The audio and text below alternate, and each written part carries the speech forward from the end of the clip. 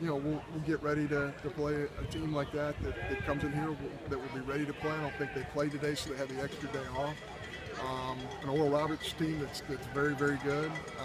So, yeah, I think our kids will want to play during spring break. You certainly don't want to spend the whole time practicing. You want to play, and I think they're excited about that. Was that the starting pitching that you expected out of this group this season? You talking about our guys? Yeah, I know how good our starting arms can be. I know how good they can be. And we still, even as good as Daniel was today, he's better than what he showed today. He has better command of that. I've seen him just top shelf, and he's still striving to get there. And today was a really good sign for him. I feel that way about all our guys. I don't think we've seen the best of Dakota Hudson yet. I don't think we've seen the best out of Sexton yet. I think those guys will continue to get better, and I think we have a couple of other candidates that will entertain in that rotation as well.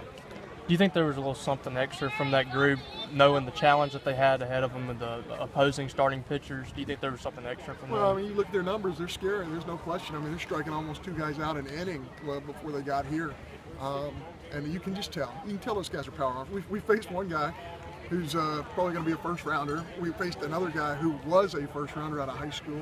You face a closer right there who's one of the best, not only in the pack, but maybe in the country. This is a really good team. They just didn't have a great weekend, but rest assured, they're going to have some great weekends. There's no doubt about it. Whether it's starters and then bringing guys in late, do you feel this team's kind of gaining its identity heading into SEC? I think so. We have a lot of moving parts. We have a lot of people who are doing a lot of things for us, and certainly, that's part of being on a team.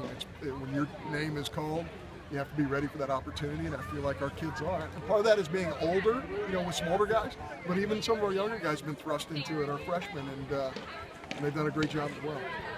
When you look at last year, was that something that kind of lacked when this didn't seem like everyone was coming together? There wasn't an identity for the entire year? Well, I think of several things. It's experience and it's health, and we're cross our fingers, we're very healthy right now, and that's exciting because when you have use of all your bullets, then it makes us a much more competitive baseball team.